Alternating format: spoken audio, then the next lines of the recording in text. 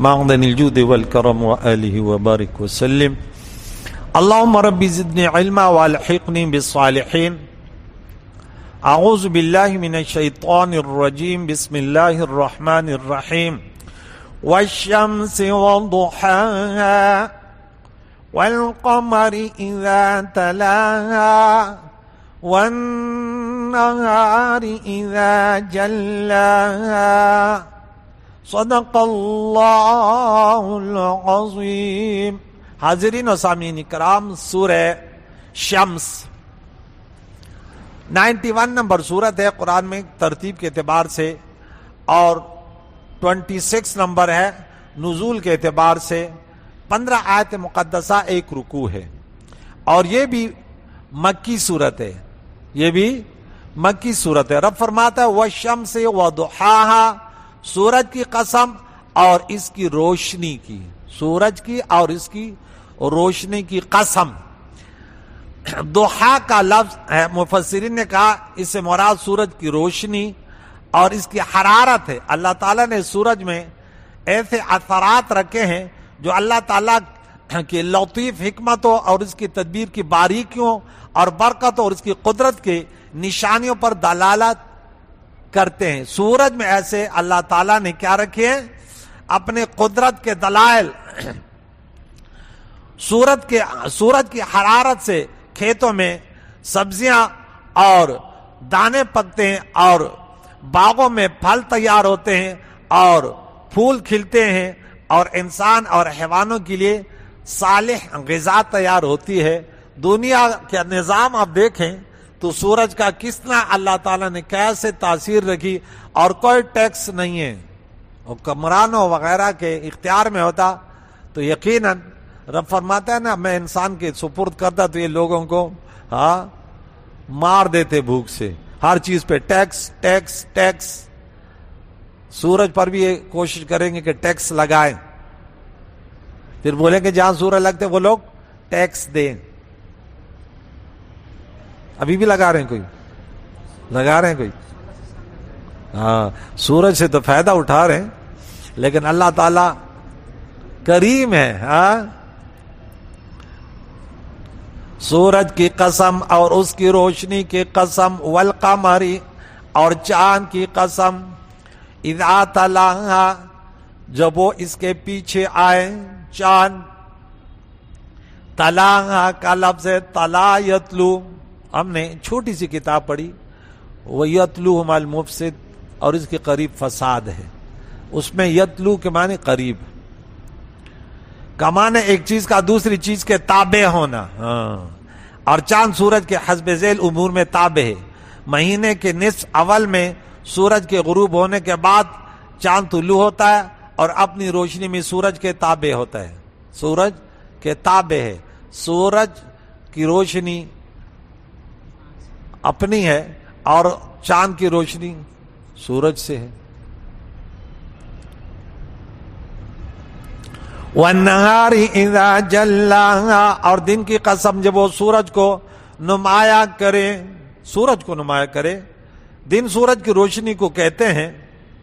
پس جب دن زیادہ روشن ہوگا تو سورج زیادہ ظاہر ہوگا، کیونکہ اثر کی قوت مؤثر کی قوت کو ظاہر کرتی ہے، لہذا سورج کو ظاہر کرتا ہے. سورج کو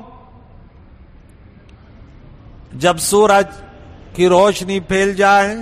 واللیل اذا یغشاها، اور رات کی قسم جب وہ اس کو چھپا دے. کس کو؟ اس کا محمل یہ کہ رات دنیا کو چھپا لیتی ہے، یا روئے زمین کو چھپا لیتی ہے، یا اپنی ظلمت سے مخلوق کو آنکھوں سے چھپا لیتی ہے.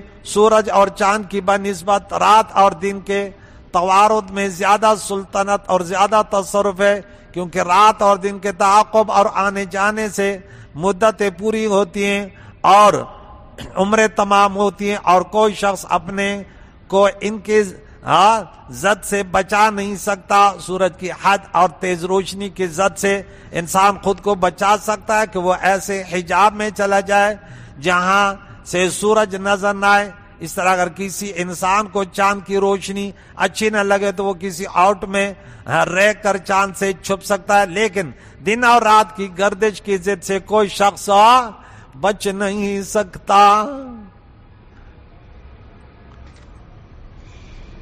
رات اور دن نہ لکور چرت زما نہ سفر کرم بے سفر میں غسی گی لار دا عمر. نہ گھر سے نکلتا ہوں نہ کہیں سفر پہ جاتا ہوں, بغیر سفر کے میری زندگی کی عمر کاٹ رہی ہے. رات اور دن ختم تیزی سے. رب فرماتا والسماء وما بناها, اور آسمان کی قسم اور جس نے اس کو بنایا. ومن بناها, جس نے اس کو بنایا. والارض وما طحاها, اور زمین کی قسم اور جس نے اس کو پھیلایا. ونفس وما سواها, اور نفس کی قسم اور جس نے اس کو درست بنایا. فَأَلْهَمَهَا فُجُورَهَا وَتَقْوَاهَا, پھر اس نفس کو اس کے برے کام اور اس سے بچنے کا طریقہ سمجھایا. یا اس نفس میں اللہ نے دو چیزیں ڈالی. اب انسان کے اندر تین چیزیں ہیں, ایک ہے غضب, ایک ہے شہوت اور ایک ہے عقل. آسان ہدایت اور گمراہی. اب انسان سب سمجھتا ہے اچھا اور برا. اللہ تعالیٰ نے انسان کو سکھایا نا, ہندو بھی یہ جانتا ہے اچھا کیا برا کیا ہے, بہت سارے کام سب جانتے ہیں. لیکن جب تک کلمہ نہیں پڑھیں گے, مسلمان نہیں ہوں گے, برائی سے بچنے کا فائدہ نہیں ہے, اچھائی کو کرنے کا ثواب نہیں ہے. کیوں؟ ایمان شرط ہے. وَهُوَ مُؤْمِنٌ, کہ مرد ہو یا عورت ہو اعمال صالحہ کرے. وَهُوَ مُؤْمِن, سورۃ نمبر 16 آیت نمبر 96. تو اللہ انہیں حیات طیبہ عطا فرمائے گا. ہم نے رمضان کے بارے میں پڑھا کہ من صام رمضان ایمانا واحتسابا غفر له ما تقدم. اگر کوئی ویسے روزے رکھ رہا ہے کہ پیٹ کم ہو جائے, گردن کم ہو جائے, وزن کم ہو جائے, ثواب ملے گا. تو یہ بے وقوف انسان ہوتے ہیں جب عبادت سے دنیاوی فائدے تلاش کرتے ہیں. کیونکہ اپنے اگر گندم کاش کی تو اس میں چارہ اور بھوسا جانوروں کی خوراک وہ تو ویسے بھی آئے گی. لیکن کوئی اسے گندم کے کاش, فصلوں کے کاش سے وہ سوچتا کہ میں نے اس کے لیے کاش کیا ہے, وہ کہتا ہے اناج کے لیے. تو جو عبادت کرتا ہے اگر اس کی نیت اس پر ہے, اور ایک سنا ہے مولوی صاحب نے کہا صبح شام سورہ یاسین پڑھو دولت سے مالا مال ہو جاؤ گے. میں بہت ساری چیزوں کو میں کہتا یار عوام کی نیتیں خراب نہ کرو یار, ان کو بولو قرآن پڑھنے والے بن جاؤ یار. تو کہتے دیکھ سورہ اخلاص پڑھے گا تو اتنا ہو جائے گا فلاں. وظائف اپنی جگہ ہم ماننے والے ہیں, ایسے نہیں کہ نہیں مانتے وظائفوں کو ہم, لیکن بعض تو ایسے ہوتے ہیں ان کو پتہ ہی نہیں ہے وہ وظیفے دے رہا ہے. دم درود والوں کو ہم مانتے ہیں لیکن عامل تو ہو, سمجھنے والا تو ہو. فری میں بیٹھ کے بس اردو کی کتاب دے دی لوگوں کو بے وقوف بنانے لگا. اللہ ان کے شر سے بچائے. ہمارا خود ایک طالب علم ہے پیچھے گلی میں رہتا ہے, ماشاءاللہ تجربہ ہے اس کو, اس نے بڑے چلے کاٹے, بڑی محنت کی. میں کہتا ہوں انسان ایک کام میں اب خواہ جو ہے نا, بعض لوگ تو ان کے دم درود والے کے پیچھے ہی پڑے رہتے ہیں, کیونکہ کچھ لوگوں کا نظریہ سے ہٹ کر ہوتا ہے نا. ہم کہتے ہیں قرآن پاک سے صحیح حدیث مبارک اب دم درود کرے تو صحیح ہے, لیکن شرکیہ وغیرہ وہ نہ ہو, خرافات نہ ہو. لیکن بعض لوگ اب تین فرقے ہر جگہ بنتے ہیں. ایک وہ فرقہ ہے جو سرے سے نہیں مانتے, یہ غلط ہے, حدیث مبارکہ میں ہے اس کا ذکر. اور دوسرا وہ ہے کہ وہ بس سب کچھ کہتے دم درودی کرے گا. بس بیمار ہو گیا کہتے کسی نے کچھ کیا ہے, کاروبار چلا گیا کہتے کسی نے کچھ کیا ہے. تو یہ بھی گئے ہوئے. اور ایک ہے کہتے نہیں یار ہو سکتا لیکن ایسے نہیں ہو سکتا, جیسے آپ نے سوچ رکھا ایسے نہیں ہے. تو بہرحال اچھے اچھے لوگ بھی اس میں ہیں کہ وہ روحانی علاج کرتے ہیں, لوگوں کی مشکل آسان کرتے. جیسے ڈاکٹر ہیں وہ بھی ہیں, ان کے پیچھے پڑنا صحیح نہیں ہے, ٹھیک ہے نا. میں نے کہا ہمارا شاگرد ہے, ہم تو دیکھتے ہیں کہ بھائی یہ بچہ صحیح ہے. ہمارے کئی ساتھی ایسے ہیں, وہ کہتے ہم اس لیے کرتے ہیں کہ غلط لوگوں کا توڑ ہو, غلط لوگوں کا مقصود نہیں ہے اسے. لیکن میں خود اس چیزوں سے بہت زیادہ بچتا ہوں، کیونکہ اس میں اگر لگ گیا تو پھر لوگ پیچھے پڑ جاتے ہیں، کیسے بچو گے؟ اور پھر اگر پیسے کا مزہ آ گیا تو پھر تو جیسے گٹکے کا مزہ بن گیا تو گٹکا خور، پھر ہیرونی خور، پھر ان کا بیڑا ختم۔ تو دنیا کے مزے سے اللہ بچائے، بس اتنی ہے کہ بس آپ زندگی گزاریں۔ فَأَلْهَمَهَا فُجُورَهَا وَتَقْوَاهَا، اس نفس کو الہام کیا، کیا کیا؟ الہام، اس کے فجور برے کام، و تقوا اور اس کا تقوا نفس مؤنث اس لیے ہا کی ضمیر لوٹ رہی ہے۔ قد افلح، بے شک کامیاب ہو گیا، من زکا، جس نے ہم نے نفس کو پاک کر لیا۔ وذکر اسمی، وہ سورہ اس میں پڑھا تھا، سبح اسم ربک الاعلی الذی خلق فسوی قدر فہدی والذی اخرج فجعله غثاء۔ وذکر اسمی فصلی، نہیں وذکر اسمی کیا رکھ پڑا تھا اس میں؟ یہ والا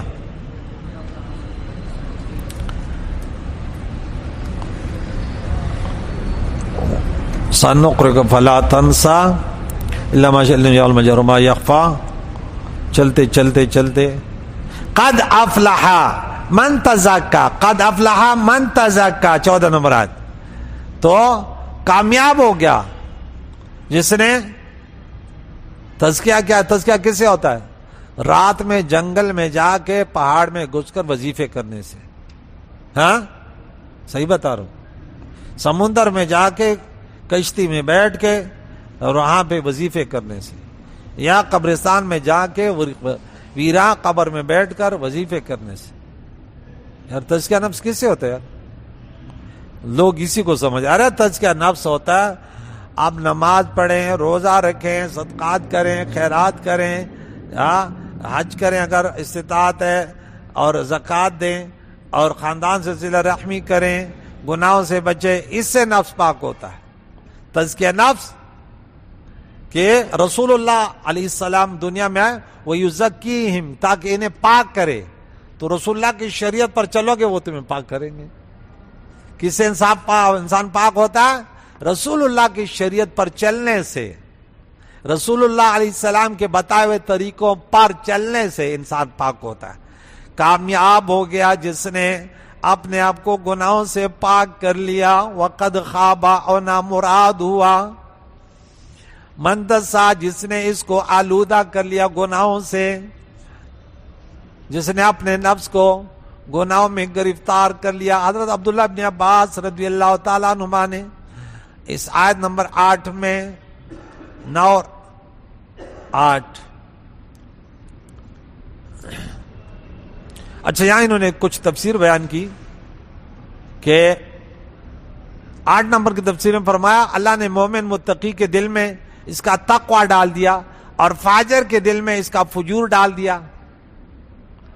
حالانکہ ایک فرشتہ دائیں ہوتا ہے، ایک بائیں، ایک ملہم ہے اور دوسرا خناس، یوسوس فی صدور الناس من الجنۃ والناس، شیطان اپنا کام کرتا رہتا ہے۔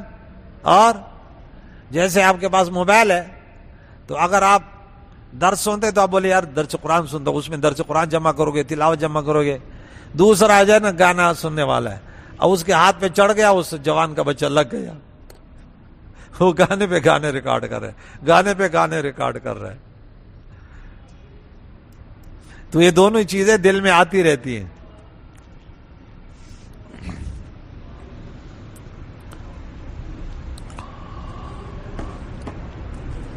اس سورت کے ابتدا میں اللہ تعالیٰ نے 7 چیزوں کی قسم کھائی، سورت، چاند، دن، رات، آسمان، زمین، نفس انسان، اور ان 7 چیزوں کی قسم کھا کر یہ فرمایا جس نے اپنے نفس کو گناہوں سے پاک کر لیا وہ کامیاب ہو گیا۔ یہ جواب قسم آ گیا۔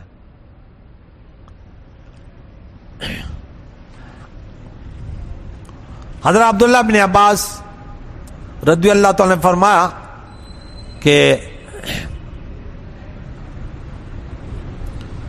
کذب ثمود بطغواها،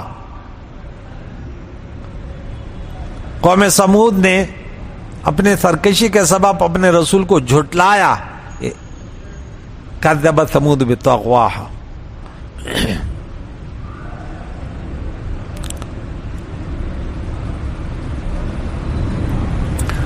اور اذ انبعث اشقاہا، جب اس قوم کا سب سے بدبخت اٹھا، سب سے، جس کا نام قدار بن سالف تھا، اس نے اونٹنی کے کونچے کاٹ دیے تھے.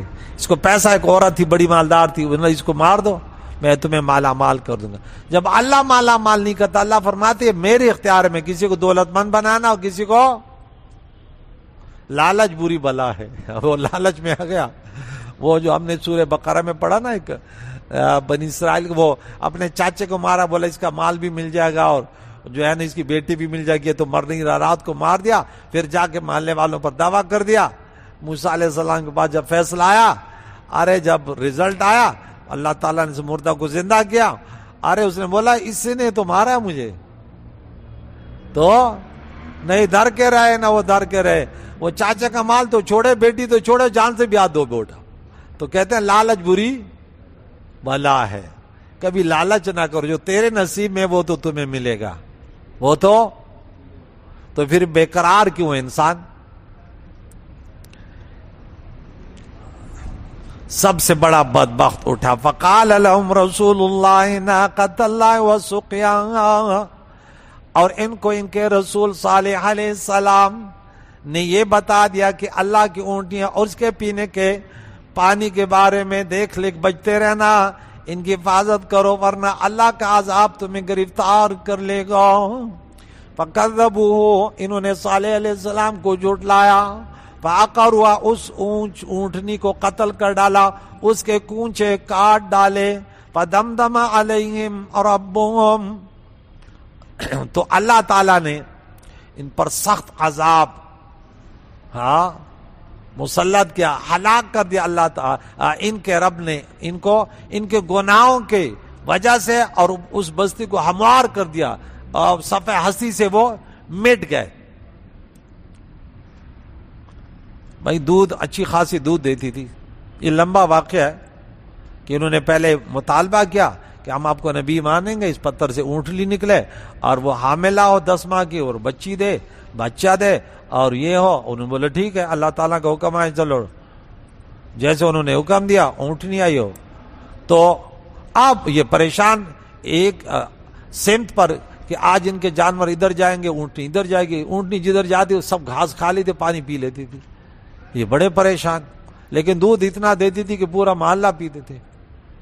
لیکن اللہ والوں کے جو دشمن ہوتے ہیں نا، وہ کبھی رائے راست پر نہیں آتے. سب سے بڑے بدبخت ہوتے ہیں. کیا ہوتے ہیں؟ سب سے بڑے بدبخت. انہیں اللہ توفیق بھی نہیں دیتا. جو اللہ والوں سے عداوت کرے انہیں کبھی توفیق ہو. گناہ بہت ہوتے ہیں، یہ سب سے بڑا گناہ ہے. اس لیے ہم کہتے ہیں اللہ والوں سے محبت کرو، اللہ والوں سے.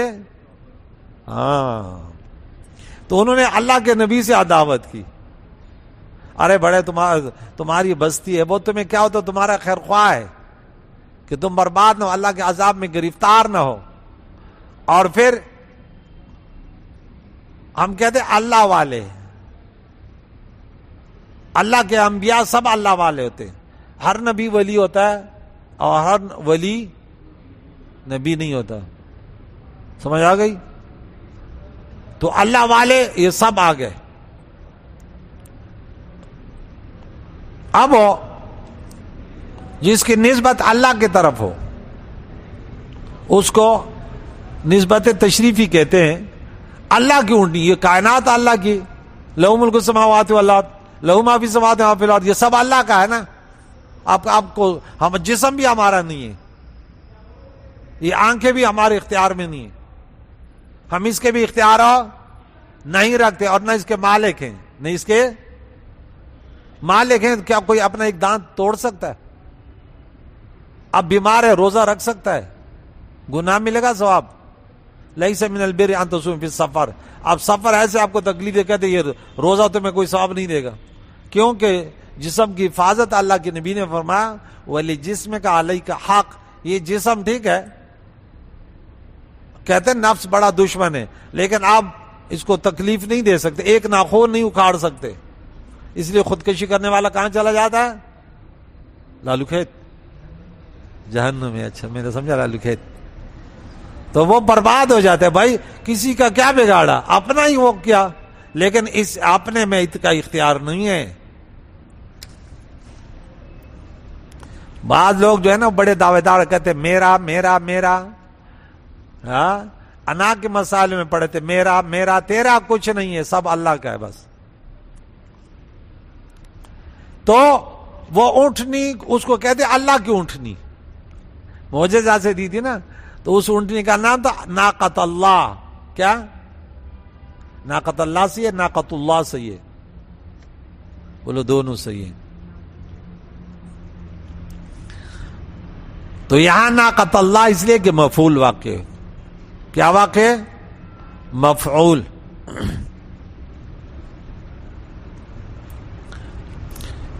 کہ اس کے کونچے کاٹنے سے ڈرو اور اس کو چھوڑ دو۔ تو اب دیکھ یاد رکھو کہ اب اگر اللہ کی بندگی کرو گے، ایمانداری سے رسول اللہ کی شریعت پر پیرا عمل ہو، تو آپ کو کوئی نہیں چھیڑ سکتا۔ آپ کو کیوں؟ آپ تو اشرف المخلوقات ہیں نا۔ اونٹنی اشرف المخلوقات میں نہیں ہے، لیکن انہوں نے اونٹنی کو مارا تو سب سفید ہاتھی سے بیٹھ گئے۔ خانہ کعبہ کو گرانے آئے۔ خانہ کعبہ کس سے بنا ہوا ہے؟ پتھروں سے بنا ہے نا، وہ حیوان بھی نہیں ہے نا، لیکن اس کی نسبت بیت اللہ، اللہ کے طرف ہے۔ اللہ کا کوئی گھر بھی نہیں ہے، اضافت تشریفی کیا ہے؟ اس کو شرف حاصل ہے کہ اس کو اللہ کا گھر کہتے۔ جب اس کو گرانا ہے تو خود گر گئے، ختم ہو گئے۔ تو آپ کہتے ہیں میں اللہ کا بندہ ہوں، آپ پر ظلم ستم، اور اس کی وجہ کہ آپ اپنے دعوے میں جھوٹے ہیں۔ کیا ہیں؟ جھوٹے ہیں۔ آپ جس راستے پر چل رہے ایمانداری سے چلو۔ آپ کا رکاوٹ میں محمد بن قاسم سندھ میں آیا نا، کتنے چند افراد تھے، لیکن اس کو کسی نے شکست نہ دی نا، کیونکہ وہ ایمانداری سے آیا تھا۔ اللہ تعالیٰ میں ایمانداری سے شریعت مطہرہ پر عمل کرنے کی توفیق۔ فَكَذَّبُوا صالح صلی اللہ علیہ وسلم کو انہوں نے جھٹلایا، فَعَقَرُوهَا اور اس اونٹنی کی کونچے کاٹ دیں، فَدَمْدَمَ عَلَيْهِمْ رَبُّهُمْ بِذَنبِهِمْ فَسَوَّاهَا تو ان کے رب نے ان کے گناہ کی وجہ سے ان کو ہلاک کر کے فَسَوَّاهَا اور ان کی بستی کو ہموار کر دیا۔ ان کا گناہ یہ تھا کہ انہوں نے اللہ تعالیٰ کی توحید کا کفر کیا، حضرت صالح علیہ السلام کی تکذیب کی، اور اس اونٹنے کے کونچے کاٹ دیے۔ دمدمہ لفظ ہے، اس کا معنی ہے اس نے تباہ کر دیا اور اس نے ہلاک کر دیا قوم ثمود کو۔ وَلَا يَخَافُ عُقْبَاهُ علماء نے، مفسرین کرام نے 3 معنی لکھے۔ وہ مارنے والا اس کے انجام سے نہ ڈرا کہ میں اونٹنی کو مار رہا ہوں کیا ہوگا، یا صالح علیہ السلام اس قوم سے نہ ڈرا، لیکن زیادہ تر معنی جو کیے ہیں وہ یہ ہیں، اور ان سے انتقام لینے سے اسے کوئی خوف نہیں ہے۔ اللہ تعالیٰ قادر مطلق ہے، جس کو ہلاک کر دے تو اللہ تعالیٰ سے کون انتقام لے سکتا ہے؟ کوئی لے سکتا ہے؟ فرعون سرکش کو ڈبو دیا، پورا مصر کا شہر خالی کر دیا، کون تھا؟ رب فرماتا ہے وہ بدلہ لینے والے تھے کیا؟ ہاتھی والوں کا کیا حشر کیا، نمرود کا کیا حشر کیا؟ پھر کوئی پوچھنے والا نہیں ہوتا۔ تو آیت کا معمل یہ ہے کہ اللہ تعالیٰ کو یہ خوف نہیں کہ اگر اس نے کسی کو سزا دی تو کوئی بڑی طاقت اس کا یا اس سے بدلہ لینے والا آئے گا۔ وہ انجام سے بے خوف و بے پرواہ ہے، کیونکہ کوئی ایسی طاقت نہیں ہے جو اس کی قدرت اور طاقت سے بڑھ کر یا اس کے مساوی اور برابر ہو، جو اس سے انتقام لینے کی قدرت رکھتا ہو۔ کریم مولا سے دعا ہے کہ ہمیں قرآن مجید کے تعلیمات اور خصوصاً جو موضوع چلا کہ جس چیز کی نسبت اللہ کی طرف ہو ہم اس کی تعظیم کریں، اور یہ تقوادار قلوب ہیں کہ جو شاعر اللہ کی تعظیم کرے. یہ مسجد اللہ کا گھر ہے نا، تو اس میں ہم ادب سے آئیں، آہستہ چلیں، بھاگ دوڑ نہیں کریں، اور اس کو صاف رکھیں، اور اس میں دنیاوی میٹنگیں نہ کریں کہ بیٹھ کر بس جب بھی دیکھے تو باتوں میں لگے ہوئے. یہ بہت بڑا گناہ ہے. کیا ہے؟ لیکن آج کل تو لوگ یہاں سے سنتے یہاں سے نکال لیتے ہیں، کہتے مولوی کی باتیں چھوڑو، ہم اس سے زیادہ سمجھدار ہیں. یہ تو محشر میں پتہ چلے گا. جو میرے نبی نے فرمایا، میں تو رسول اللہ کا پیغام سنا رہا ہوں، میرے بھائیوں جب مسجد میں آئیں تو کوئی دنیا کی بات نہ کریں. دنیا کی بات بالکل صرف ذکر، درود شریف، اپنے گناہ پر استغفار، تلاوت قرآن، تنہائی اپناؤ. آپ آگے مسجد میں لگ گئے. اللہ تعالیٰ ہمیں مسجدوں میں دنیاوی باتوں سے، کیونکہ اس کی نسبت اللہ کی طرف سے اور اللہ کی طرف ہے، اور اللہ تعالیٰ کے نبی نے فرمایا دنیاوی باتیں مسجدوں میں نہ کرو. اللہ تعالیٰ اس کو ہمیں اس پر عمل کرنے کی توفیق عطا فرمائے. ہمارے جتنے مرحومین ہیں اس صورت کا بھی سال ثواب ہے انہیں، یا اللہ تعالیٰ سب کی مغفرت فرما، درجات میں فرما، حاضرین کی مشکل آسان فرما. جو بھی ہمارے سامعین حاضرین کی مشکلیں سب کو دور فرما. ہمیں دین اسلام پر جینا، اسی پر موت نصیب فرما. صلی اللہ تعالی علی خیر خلقہ محمد وعلی آلہ واصحابہ اجمعین برحمتہ.